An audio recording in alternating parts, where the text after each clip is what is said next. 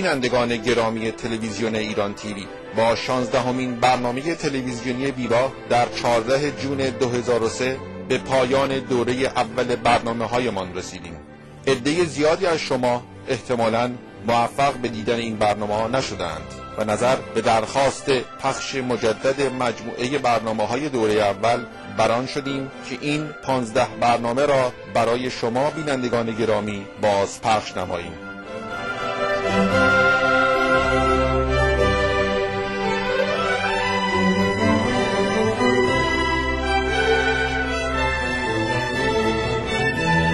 خوش آمدید به هفتمین برنامه بیبا. از آنجایی که شاید تعدادی از بینندگان ارجمند ایران تیوی تا به حال برنامه‌های بیبا را ندیده باشند، اجازه می‌خواهم که توضیح مختصری درباره خودمان به شما بدهم. من بابک امامیان، بنیانگذار British Iranian Business Association که به فارسی میشه انجمن مدیران ایرانی مقیم انگلستان و به مختصر ما به خودمون بیبا میگیم. بیبا پس از 9 سال فعالیت دائم در انگلستان به خوبی شناخته شده است. علت تهیه این برنامه معرفی بیبا به دوستان عزیزمان در آمریکا است، با امید آنکه این باعث گسترش روابط اقتصادی بین ایرانیان مقیم انگلستان و ایرانیان مقیم آمریکا بشود. حال بپردازیم به برنامه امشب. ما در بیبا اعتقاد داریم که برای معرفی انگلستان صحیح نیست که فقط به انگلستان از زاویه کاخ باکینگهام پلس، گردشگاه هاید پارک، موزه مادام توسو یا ساعت بیگ بن فقط نگاه کنیم، بلکه به نظر ما از 3 زاویه اصلی هستش که باید به انگلستان نگاه کرد برای اینکه پی ببریم به ارزش، اهمیت، قدرت و شهرت انگلستان. این 3 زاویه را هفته پیش توضیح دادیم. به این صورت هستش. زاویه اول به نظر ما اینه که ما باید به انگلستان به چشم یک بانک فعال جهانی نگاه کنیم. و اگه شما ملاحظه کنید تمام کشورهای دنیا یا شرکت‌های بزرگ دنیا برای تهیه سرمایه یک طوری با بانک‌های انگلیسی یا استاک مارکت، بازار بورس انگلستان در تماس هستند. زاویه دوم، از نظر ما باید به انگلستان به چشم یک مؤسسه حقوقی فعال نگاه کرد. دوباره من تکرار میکنم، تمام شرکت‌های دنیا یا کشورهای دنیا برای اینکه قراردادهاشون رو ببندن یک طوری از دفاتر حقوقی انگلستان استفاده میکنن. چرا؟ چون قوانین حقوقی انگلستان بسیار دقیق و دائم هستند. سوم، انگلستان یک مرکز تکنولوژیه و همینطور که در برنامه‌های گذشته بیبا سعی کردیم این مسئله رو ما در میون بذاریم با شما و کسایی که در تکنولوژی، ایرانیان مقیم انگلستان که در تکنولوژی فعالیت میکنن به شما معرفی کنیم. هفته پیش ما سعی کردیم 2 تا از وکلای ایرانی که مقیم انگلستان هستن به شما معرفی کنیم. حالا این هفته ما 2 تا از مدیران ارشد بانکی در انگلستان را میخوایم به شما معرفی کنیم و این 2 نفر از دوستان خوب من هستن و هر دو از شخصیت‌های برجسته بیبا هستن. اولی آقای سیروس اردلان هستش که یکی از مدیران ارشد بانک بارکلیز کپیتال هستش و دومی مهدی شالفروشان هستش که یکی از مدیران ارشد بانک آف امریکا هست. حال اگه اجازه بدهید بپردازیم با گفتگویی که با این آقایان داشتیم. خیلی خوش آمدید امشب این میشه 6مین میتینگ بیبا هستش روی تلویزیون و دومین برنامه گروهی ما و من خیلی خوشحال هستم که آقای مهدی شالفروشان که سینیور وایس پرزیدنت بانک آف امریکا و سیروس اردلان که وایس چرمن آف بارکلیز کپیتال هستش. خیلی خوشحالم که شما هستین 2 تا از تاپ بانکرها، کسایی که تو کار بانکینگ هستن اینجا و واقعا هم I'm so proud of them. اگه اجازه بدید من از مهدی میخوام که خودشو معرفی کنه و بعداً سیروس. مهدی جان درباره خودت بگو. من مهدی شالفروشان هستم، سینیور وایس پرزیدنت مال بانک آف امریکا در لندن و تقریبا حدود 25 سال هستش که در کار بانکینگ هستم و مسئولیت من کورپرات بانکینگ و ریلیشنشیپ منیجمنت کورپرات بانکینگ هست. یعنی چی کورپرات بانکینگ؟ یعنی فقط مسئول رابطه بانک با شرکت ها هستیم. شرکت‌های بزرگ معمولا. وقتی این بزرگ چه سایزی؟ شرکت‌هایی که ما کار میکنیم فروششون و یا مارکت کپشون از 1 میلیارد به بالاست. 1 میلیارد چی؟ پوند، دلار؟ فرق نمیکنه. 1 میلیارد دلار حداقل. 1 میلیارد. 1 میلیارد. چه رقم بزرگی. و سیروش جان شما این چیزی درباره خودت بگو که من بیشتر زندگیم در خارج از ایران بودم. بیش از 2 سال در خود ایران نبودم. تقریبا چرا اینطور بوده؟ پدر مادرم بیشترش در خارج از ایران کار می‌کردن و مسافرت می‌کردن و با اونا بودم و بعدش هم اومدم در انگلستان و در انگلستان تحصیل کردم، دانشگاه اینجا رفتم، فوق لیسانس هم اینجا گرفتم و بعد از اون رفتم امریکا و شروع کردم کار کردن و اونجا موندم و تازگی الان 7-8 ساله که برگشتم به انگلیس. تقریبا 25-6 ساله که در قبل از اینکه بگی تو بانک هستی چطور من فارسی خوبه تو؟ فارسی تو خودت با پدر مادرم همش با من فارسی حرف می‌زدن و واسه همین فارسی بد نیستش ولی همچنان خوبم نیستش واسه شما. خانمم که ایرانیه اونم ایرانیه خیلی کمک کرد. ناچار خیلی کمک کرد. ولی از بانکی تقریبا 25 ساله که منم در کار بانکی میکنم که بیشترش رو در امریکا بودم ولی 7-8 سال اخیر در انگلیس بودم. بعد شما الان وایس چرمن بارکلیز کپیتال. این بارکلیز کپیتال با بارکلیز بانک رابطه ای داره؟ بارکلیز کپیتال جزء بارکلیز بانک، بارکلیز کپیتال اینوستمنت بانک بارکلیز بانک که مسئول کارایی است که کارهای بانکی است که بارکلیز بانک با مؤسسه‌های بزرگ، شرکت‌های بزرگ در طول دنیا کار میکنه. وقتی مؤسسه‌های بزرگ سایز این کمپانیایی که شما از بارکلیز کپیتال باشون کار می‌کنین چقدره؟ مثل همچنان که مهدی گفت اندازه‌هاشون معمول میونه 700 میلیون تا 1 بیلیون دلار از مارکت کپ به بالاتر هستن و یا شرکت‌های بزرگ به معنا هستن یا ممکنه کارهایی است که با دولت‌های مختلف می‌کنیم یا مؤسسه‌های دولتی می‌کنیم. پس یعنی کاری که شما می‌کنید 1 میلیاردیه تقریبا، کاری که شما می‌کنید 1 میلیاردیه. پس here we're dealing with billionaire boy club, yes? Am I trying to say billionaire boy club? This is what billionaire boy club is about playing golf, playing power money. What is it about? Well, I hope it's not the case. I think it's about bringing ideas to your relationship or your clients and bringing good ideas because in this market it is a highly competitive market and if you don't bring good ideas to them, you're not going to be anywhere with them. So this billionaire boy club, is it difference between you? Do you have your own club, your own network, your own family gatherings, your billionaire boys? I know maybe you're not billionaires yourself, but you handle billions of pounds or dollars of money around the world. What kind of group of people are you? No, basically what we deal with are large corporations, companies like General Motors, like Ford, large European companies. And what we have to do is be able to find out what the specific needs of these companies are in the financial markets. They need to raise money. We need to find out what is the best way for them to raise money and go to them with the best idea so they can raise money in the amounts they want in the cheapest possible way. And as Mehdi said, what is important today is not being able to go and play golf with them or have dinner with them. That's part of it. But the most important part is really being able to provide them with the best and most cost-effective ways of raising the funds that they need to raise. But Sirjan, you just gave me the description of your job. Yes. But I want to know, how did you get to this powerful position? Powerful, I'm not sure if I'm powerful, but certainly... $1 billion pound is a lot of money. Well, I think like any other job, you have to start from the bottom. You basically learn as you go. You join an investment bank, you join a company which is dealing with large corporations, and you learn as you work. And over the years, you gain the experience, both in terms of the breadth of type of products and services that you can offer to the client, and the best way to try and serve. How did you get to this position? What qualities do you have? Qualities, I think I'm competitive, I'm tenacious, I'm curious. And how does an Iranian get to this position? I think it's no different than anybody else. I think you have to obviously have a certain level of technical training, and then you have to join an institution and work hard and hope that the type of work that you're doing is one which is suited to your own capabilities. So what about you? What do you say to this? How did you get to your position? It's primarily you have to work hard at it. And simple what as does that mean? Everybody works hard. Well, true, but yeah, as Cyrus was talking about, you have to have a certain type of a character in terms of wanting to be successful at what you do.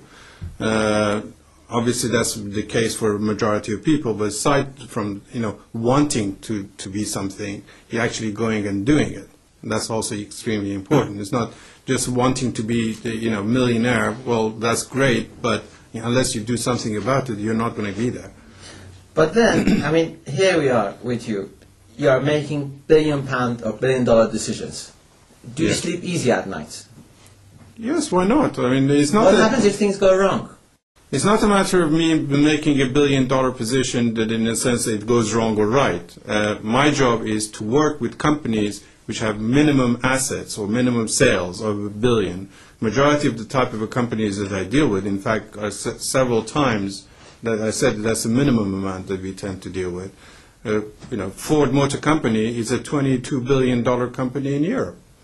We deal with Ford Motor Company. When it gets large over an amount, is there a personal relationship or it just becomes figures, just zeros in front of numbers? Is that what it becomes about? Or is still the basic principles there? Not at all. It doesn't really make any difference. You have got a lot of people in investment banking who deal with companies 30 million, 40 million pounds and bring in ideas to them. It's not the issue of figure that $1 billion or a 30 million. The issue is, in my profession, or anybody who deals, let's say, with a 30 million pound type of a company, both of us in the same type of a position, in a sense that we need to bring in ideas to these people. And we get paid based on success that we have with those clients. If we don't have successes, we are not going to get paid. As simple as that. Okay, that's fine. But seriously, to get your position, I mean, when the average person thinks of a banker, the first contact they have is with a tiller at the bank. Is that where you started? No, I think there are many different types of banking, and I think people get confused. The tillers are basically part of what we call retail banking. It's the type of banking which is designed to service the needs of individuals. That is a very specific type of banking. The type of banking that Mehdi and I are involved with is investment banking. And investment banking deals with large corporations, with large companies, with governments, government agencies. And there, you again start from the bottom, but you do different types of things. You're not behind a tiller trying to service the needs of an individual, but you're learning how to deal with large companies and their specific needs and prepare marketing material for them or whatever, become familiar with the type of products that you need, etc. So if you wanted to start in banking, if you start as a tiller, would you get to your position? No, because it's like working for a different type of institution. It's completely different type of business. I think one thing that you need to decide when you join the banking business is what type of banking you want to do. If you want to do retail banking, which is dealing with individuals, you join a retail bank or the retail section of a major bank. If you want to do investment banking, you join a different group. There's asset management, which is another type of business altogether. So it's important to know what the different types of banking are, and then you have to join that group. And making a move from one to the other is actually quite difficult because the experience is not very portable. Sure. So is that how you started?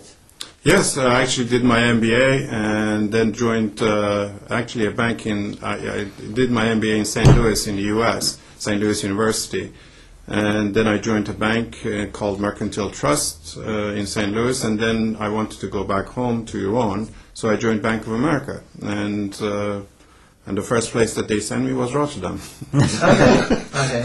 So that's fine. By the way, are you enjoying what you're doing? Oh, very much so. Why? Because it's a very competitive market.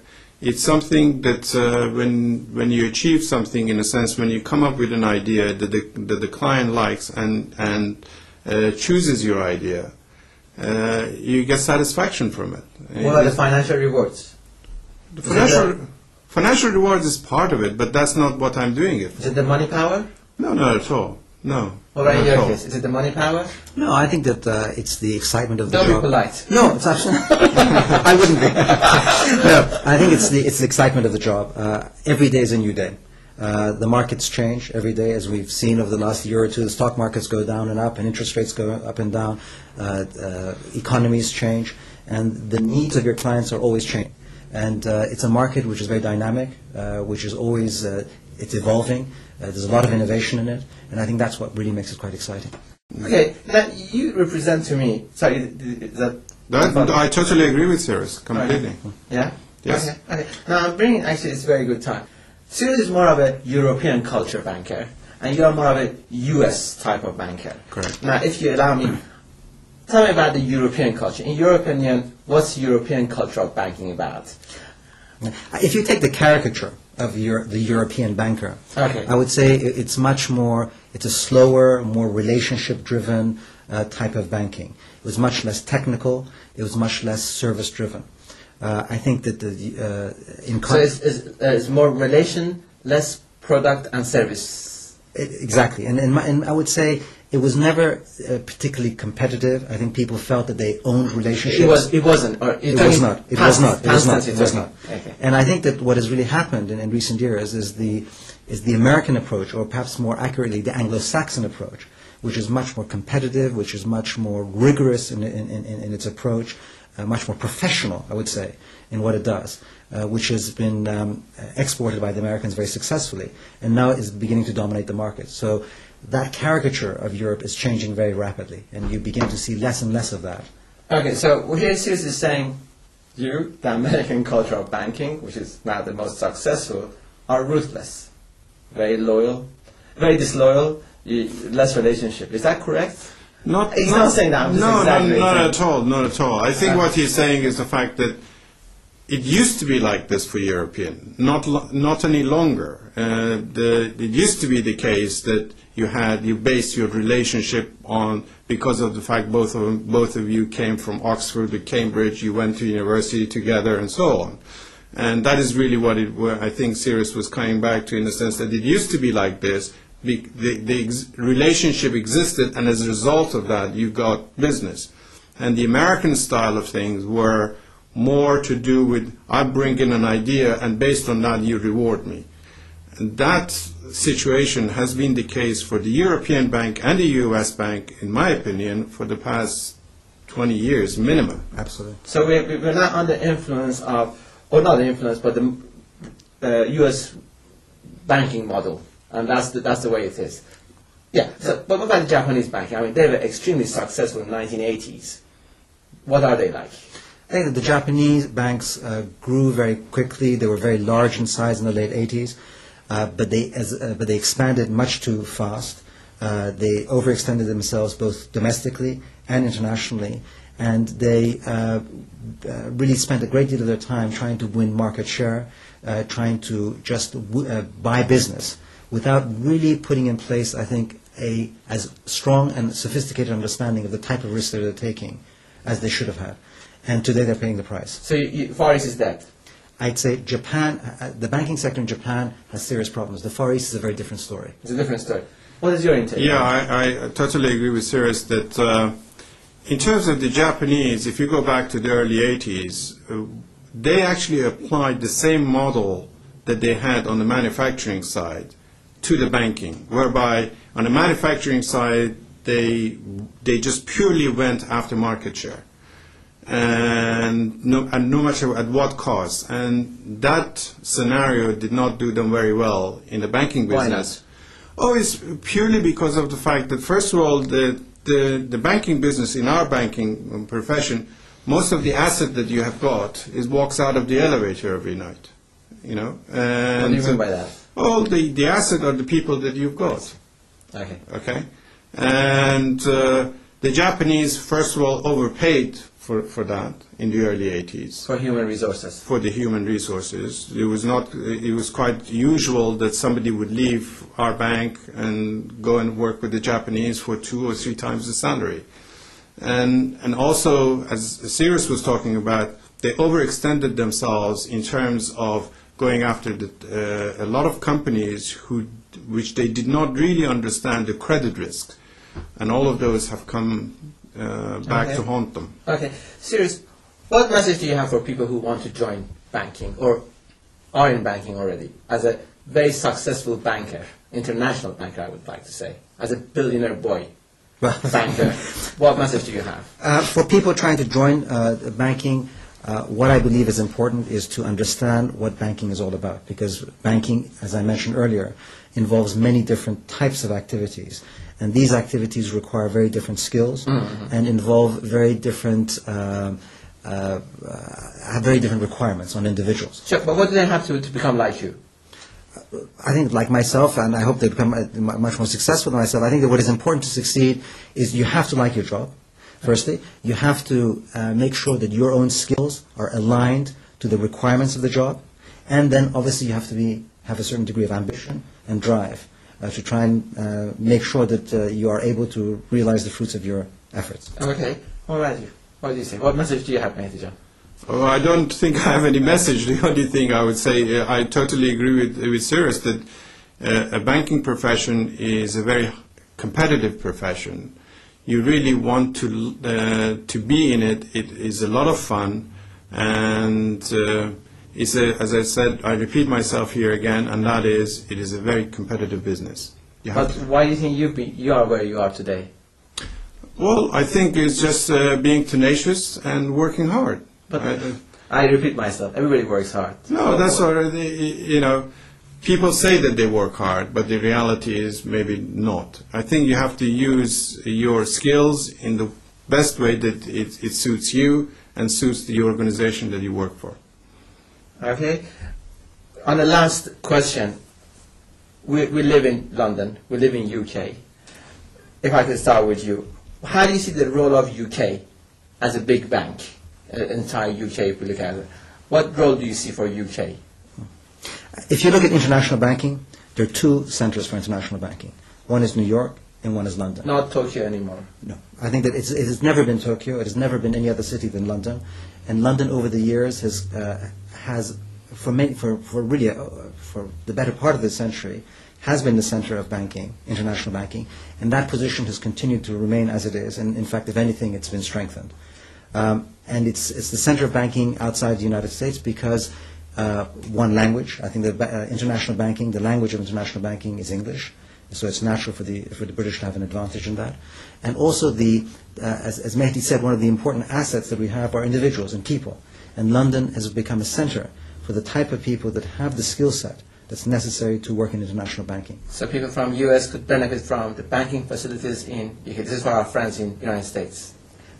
Most large American banks, investment banks, have significant offices in the UK. As European banks also have significant offices in New York. So we should be there too. And we are in many cases. Many cases. Mehdi, as somebody who was brought up in a US culture of banking, and now you live in London, what is your intake of all this? I totally agree that in terms of the two banking centers of the world are New York and London. No matter what Singapore, Tokyo, or Frankfurt, for that matter, want to think, or for Paris as well. These are the two centers, and if you think about it, within the square mile of the city, you've got 500 banks, and major European banks, be it Deutsche, be it ABN AMRO, be it SocGen. Most of these people, their main banking offices are actually in London, not in Frankfurt, not in Paris, not in Rotterdam or Amsterdam. So it's all good news for London? Well, it's an industry, it's a very competitive industry in this market, and this is very true, yes. The center is here. Most of the fund managers are here. Most of the big fund managers, both US and Europeans, are here. So it is the center. Mehdi Jan, for a boy from Mashhad, well done to you. Thank you very much. And thank you very much, Susan, and thank you for speaking such a good Persian. Thank you very much. امیدوارم که از برنامه امشب خوشتان آمده باشید. شب بخیر. شما را به خدا میسپاریم. با امید دیدار.